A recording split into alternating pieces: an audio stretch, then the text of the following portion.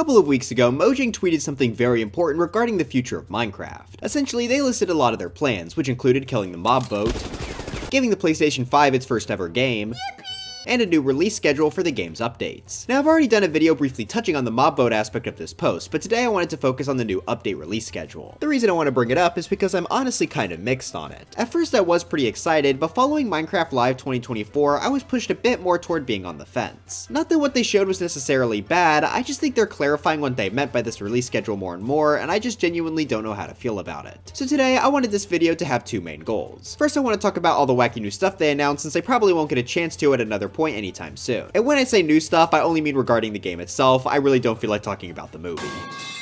And then once we've discussed what they showed off, I want to then talk about my mixed thoughts on their update plans going forward. Also, I just want to warn you guys, this will be a much looser and shorter video than I'm used to making. I'm closing in on finishing my 200k special ranking every 2D Mario level, and I want to dedicate a lot of my time this week on working on that. And also, let's just say I went a little insane from work last week and I need a break. But with all that out of the way, if you enjoyed this video, please make sure to leave a like and subscribe to the channel, and let's jump right into what they showed off. So the main highlights of this presentation were the two new drops they announced. Now, as a Minecrafter, you may hear the word drop and think of a mob drop, but no, this is actually a new term Mojang is coining for smaller updates. They made looking up a list of drops very fun. We've actually already gotten one in the form of the Armored Paws drop, which came out before the Tricky Trials update. This added in the Armadillo, the final survivor of the mob boat. Alongside it, we also got the Armadillo Skewed, which could be used to craft wolf armor. And just to make it even better, 8 brand new wolf variants were also added to the game, which would spawn in the different biomes across the world. So obviously, this is a lot smaller than a main update, which is why I got the drop name instead. Despite that though, it was still a nice little patch to hold the game over between 1.20 and 1.21. Additionally, while this was the first set of addition to be called a drop, there was actually one more that came out before the Armored Paws drop. This was update 1.20.3, and in retrospect, it's being called the Bats and Pots drop. I'm sure you could never guess what was updated here. The main changes were that pots can now store a single stack of one item, and bats got a major texture change, which I'm still not used to yet, their ears are massive. So comparatively, this one was a lot smaller. There were some command tweaks and bug fixes, but I just want to focus on the survival aspect. This does show that the drops do vary a decent amount in size, because really there was only one new feature here, the other thing was just a texture swap. Now that we have those two previous drops laid out, how do the two drops announced during Minecraft Live 2024 compare? Well, let's start with the one that will be releasing the soonest, the Bundles of Bravery drop. I'd say content-wise, this one falls somewhere between the other two drops we mentioned. Again, as the name suggests, the main focus of this drop are the bundles. Now, this is a feature we have known about for an extremely long time. It was supposed to release all the way back in 1.17 during 2021. It was also a feature that I personally have been looking forward to ever since its announcement.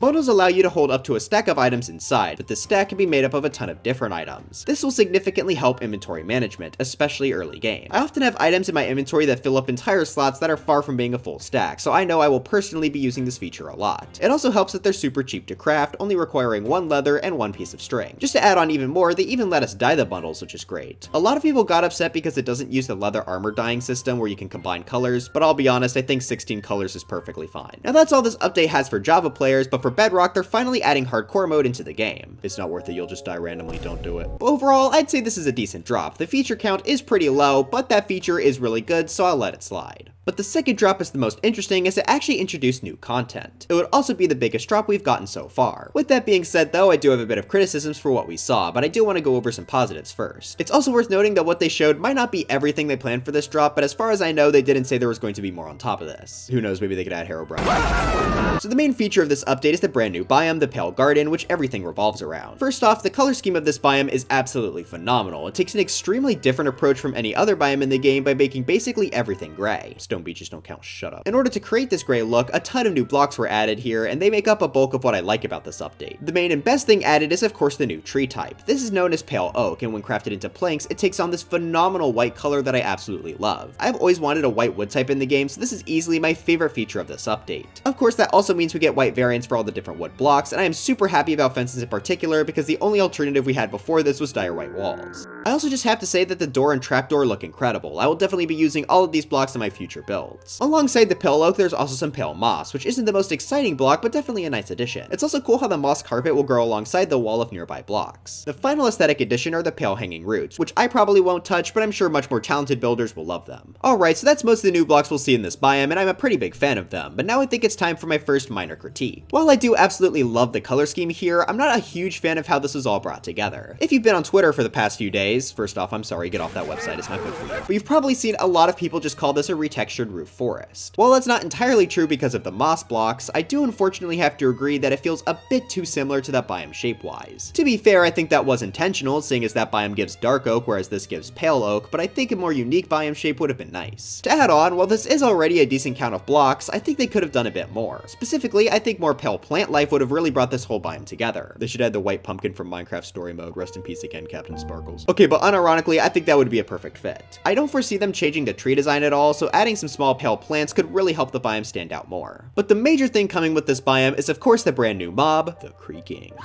This is one of the most unique hostile mobs in the entire game. It'll only spawn at night, however if you try and attack it, it'll take no damage. In addition to that, he'll only move when you aren't looking at it. A lot of people compare this to the Weeping Angels from Doctor Who, but that's for nerds, we all know this is Boo from Mario. So if you can't kill this guy directly, then how do you deal with it? Well, whenever you do hit one, you may notice that particles shoot off of it in a certain direction. This is actually leading you to a block known as the Creaking Heart, and once you break it, that'll instantly kill all of the Creaking connecting to it. That is a really creative mob concept, and all around I'm super on board with it, conceptually.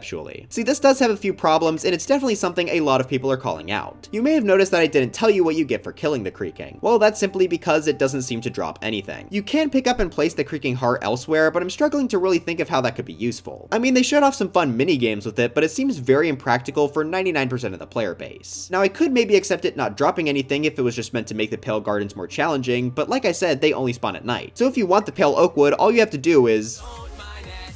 So while the idea behind the mechanics of the Creaking are super cool, I think they really need to give the players incentive to actually encounter it. In its current state, I know I will personally never interact with it in my worlds. But that's basically what they announced for the upcoming drops for the game. I couldn't find any dates for either of them, but they said that the Bundles of Bravery drop is releasing very soon, and the Pale Garden would also soon be in snapshots. Okay, it's already in snapshots, they released it while editing. Overall, while I am a bit mixed on some aspects, I'm certainly looking forward to these features being added to the game. However, this is what brings me over to the next main point of the video, the release schedule for updates. As I said before, the Armored Paws drop released between the Trails and Tales update and the Tricky Trials update. However, the way they worded it in Minecraft Live 2024 seems to imply that Mojang is moving away from those big updates. The wording has all been very confusing, so I wouldn't be surprised if I misinterpreted, but it seems like instead of doing a big update once every year, they plan to do several small updates and only release big updates every few years. If that interpretation is correct, I'm genuinely not sure how to feel about that. When I had first read the announcement, I assumed that they would still be doing their yearly update but have several small drops along the way as well, which is what they did for Tricky Trials. But now it just seems like the general updates will be smaller but more frequent. So I just want to go over a few pros and cons I have with this system to show why I'm so mixed. First off, a pro is the fact that it can keep Minecraft exciting throughout the year. If there's a new thing being added every few months, then it can get people interested in coming back to their worlds more often. But here's where the con comes in. If the update is too small, then it won't really excite people into making a new world. My friends and I have pretty much always made a new server for every major update for the past few years since they've all been big and exciting new additions. But is anyone gonna make a new world for a bundle? I mean, sure, it's a great feature, but not something that can carry hype by itself. The great part about the yearly updates were that they were so big that there was a lot to explore each time. Even if we get the same amount of features throughout the year, if they aren't dropped all at once, I could see someone not being too motivated to make a new world because of them. But that also brings up another concern: would we even be getting the same amount of features? Mojang has said that they plan to hold 2 Minecraft Lives a year now, so let's assume their yearly content release is made up of 4 drops on a similar scale to these 2 that we saw in the last show. I feel like that's a bit less than what we normally get. Of course, they could absolutely surprise me with their future drops and how much content they have, but it's just something I'm personally nervous about. If they manage to keep the amount of content up, then alright, the system could work, though I'm a bit unsure if it'll be able to carry as much hype as the big updates do. I mean, getting a major overhaul to an entire dimension seems better than just a slightly new underbaked biome or 2. Speaking of biomes, if the game is constantly updating to add new ones, that's really gonna break a lot of old worlds. You're gonna have to keep traveling farther and farther out with every single small update, and that could get annoying. I don't know, I think we're really gonna have to wait and see what all Mojang has planned. As of right now though, I'm just sort of mixed on this next year of content.